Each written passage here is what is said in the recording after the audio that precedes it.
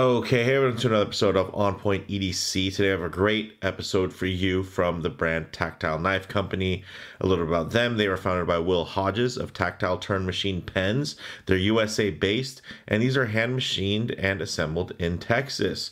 These are, I'd consider, of course, within that realm of an EDC-able utility knife. Some key common characteristics and design language. You're looking for something within this space. Of course, you're going to want something that's pocketable in size and has a versatile blade shape.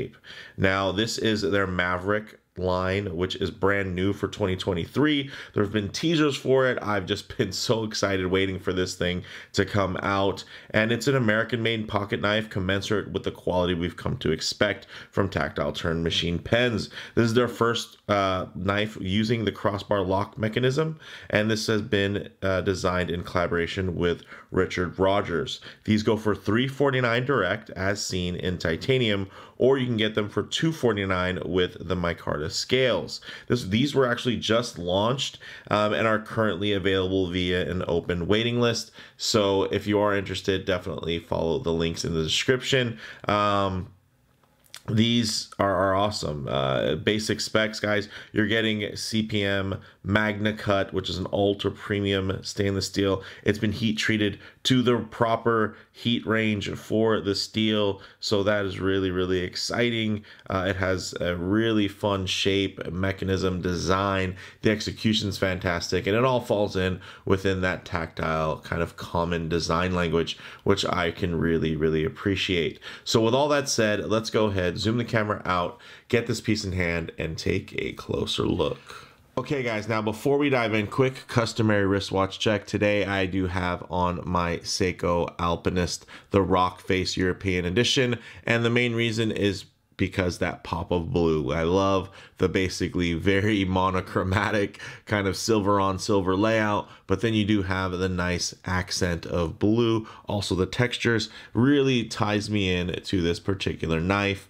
Again, one that I have been drooling over for quite some time, but thanks to Tactile Knife Company and the team for sending this out to me so that I can share it with you all. One thing I did want to show, of course, is again that common design language. When you look at the tactile machining that's done on here, it's really great to engage with. It has a nice actuation. The fidget factor is there. When you're using it, it's fun to use, and then it also is functional to engage with and implement if you're writing down, right? Or if in this case, if you're cutting. So you're going to get a lot of that same carryover design language. Again, although this is, specifically has been designed, by another maker, you still get a lot of those carryovers in terms of the things that we really love. So when you think about something in terms of size comparison,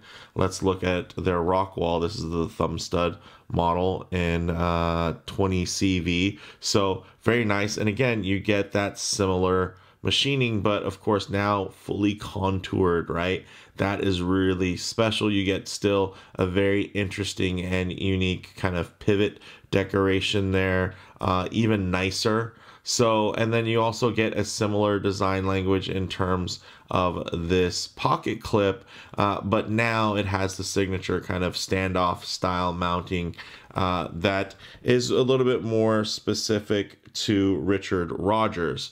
And then we even get into the use of MagnaCut, right? And I do also have a MagnaCut Rockwall here. And this one wasn't hardened to quite the range. I think these are hardened to about 61 or 62 Rockwell, which isn't their optimal. Unfortunately, it's been working well for me, but it's not really taking advantage of this particular steel. The nice thing is they've learned along the way, and I tell you what, they've heat treated this particular blade now to the optimal range, which is in between, from 63 to 64 HRC. So this is really going to have that great longevity, that toughness that you're looking for. So a lot again, that's great in terms of the iterations that have come. And, you know, this is a release that's taken a while. It's one that they've kind of teased. We've been really excited about. There have been some setbacks, and it all has been to really give a, you know, a more perfect product to the consumer. So I can totally appreciate waiting, just because now what we have is so far ahead than what I think anybody was expecting. So it's just a phenomenal knife. Now, other details, you're getting that nice drop point blade, you're getting a flat grind, although it is very, very thin. Check that out. Exact specs will be on their website, but this is a beautifully thin blade. You can see even the spine there, quite thin. Oh man, but it has a nice amount of belly as well, so that depth, it doesn't feel, you know, just completely stabby. So I don't think this is, hopefully won't scare too many folks if you have to use it out in public.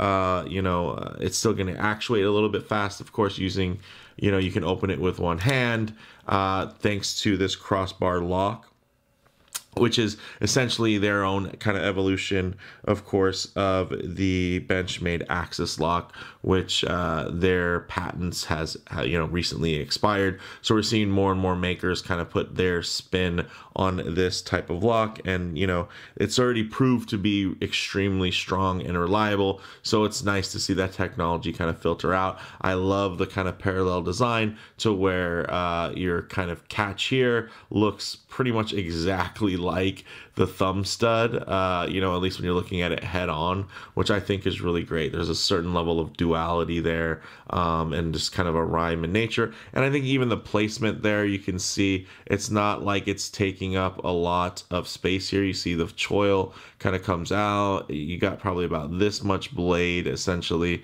where you're not gonna be able to slice all the way through just because of the thumb stud. So not bad at all when you kind of line that up. So functionally, it works really well. And then we get into the handle. I mean, this thing is gorgeous, guys. Look at the, just look at the machining on this. The contours, 3D, guys. It has a nice sweep to it. It's not just flat, you know, with a couple of things kind of milled out here and there. It's not like they just were able to add some chamfering. Like, this is, whew, and it feels really, really nice in hand. And you can see perfectly centered. Oh my gosh. And then here would be probably the optional lanyard post. If you do want to tie a lanyard to it, you'd be good to go. You're not going to want to tie it here because the tip of the knife comes in really close into contact with that. And it's not going to contact it, but let's say your lanyard is there. It might be a little bit too close for comfort. So you'd probably want to mount it back here. I mean, you could, I guess, depending on the gauge of the lanyard thread. But yeah, this thing is just really nice. You can see it has that nice deeper carry mount because it is so low mounted on the actual handle that you'll only have this much sticking out of your pockets. Also, this titanium is grade 5 titanium, textured and contoured. It's not milled out on the inside because this is using liners, because you can actually get this in black micarta also, so it does make sense that they would have those liners inside. But you can see also the beautiful finish on this MagnaCut.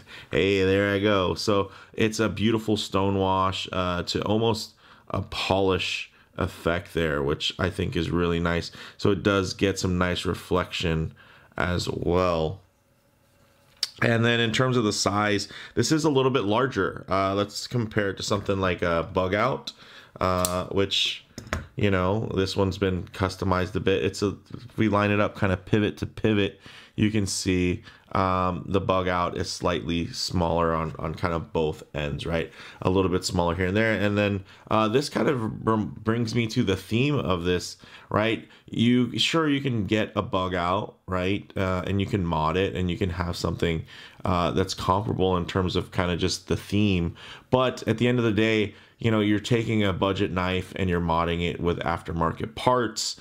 And you know, it's kind of like with cars. If you just buy a car that from the ground up was designed to be This premium, it's going to be executed. It's like, yeah, you buy an actual sports car versus you buy a commute car and you try to make it sporty, right? I mean, don't get me wrong, this is fun, and modding vehicles is a lot of fun too, but there's definitely a difference in terms of the level of pedigree when you look at the holistic kind of design, where something from the ground up, I mean, this was meant to be premium. It was meant to be a real showstopper just from the inception of the idea of this particular knife. So that's something that I think, you know, probably gets overlooked in the grand scheme of things. In terms of the size, this, I do consider this full size. It's a little bit larger than I typically like to carry. I'm more within that kind of sweet spot of about a 3-inch blade, 4-inch handle.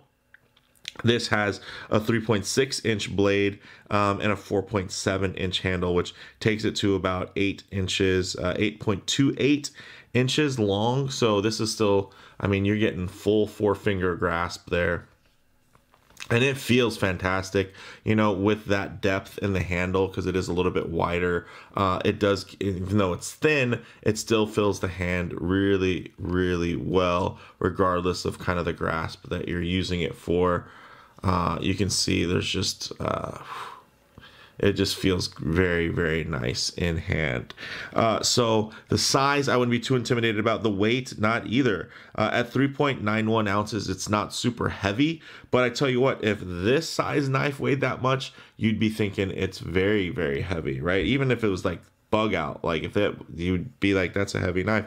But this is actually a much larger knife, and part of that is that it's going to distribute that weight much better, especially with this very thin silhouette. So even though, you know, 3.9 ounces isn't really that much, I will say that it even feels lighter than that. It doesn't by any means feel like some super lightweight you know, type of knife, but at the same time, it doesn't feel heavy at all. It feels lighter than you would think, especially when you look at the numbers themselves. And then in terms of the in-hand ergonomics, that thin hold, you know, paired with the wideness really helps it fill the hand. Very nice size, again, as a full-sized folder, but it doesn't feel overly large or unyielding. This is completely pocketable. It's not going to be tugging your pants or your shorts down if you carry this knife, which is definitely very nice, especially for something, again, within the size range. In terms of the action, again, smooth and snappy. The washers do need a little breaking in when you first get it. What I like to do typically is I'll actually take a, let's say a little cloth here, and then I'll just kind of fold it over a few times, and I will wrap the blade.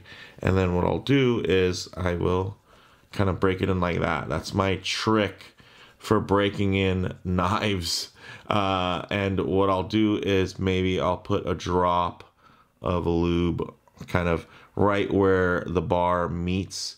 And then, like, if you're doing this with a frame lock, you would just do that on the detent ball, right? So this is kind of, you can think of this as the mobile detent. And basically you put it on that space so that will smooth out a bit, but really it's to break in these washers. So they're basically polishing themselves up when you're doing this. And you just can do this for a couple of minutes, and it's basically going to be the equivalent to you flipping the knife without you having to actually spend time flipping the knife. So this is just a little trick that I do. Again, it's not specific to these types of knives or this knife. You can actually do that with tons of different knives. I would say just make sure that whatever rag you're doing it with, you know, it's thick enough. I, you know, use something like what Chris Reeve packs in their boxes. You get the nice thick kind of cloth there, and it'll really help break in those washers and get things running without you having to sit there. I mean, don't get me wrong, you're still going to want to fidget with it, but it's going to hang up a lot less, and it's just going to make it to where it's going to free drop a lot easier. So that's just a little secret tip there. I don't know if you guys have any tips that you recommend. Definitely feel free to leave them down in the comments. Those phosphor bronze washers, once they're worn in, oh my goodness, look at that. Nice and smooth. You can see the lockup is very nice. It's not like there's a lot of movement and I had to like loosen the pivot or something to really get that free drop. So the precision is very nice, and you can see the blade is beautifully centered, perfectly centered. just all the way through, up and down. It's not like there's any warps in the blade itself. That is just evenly set and distributed, and you can see those very nice standoffs there that are mounting the nice pocket clip.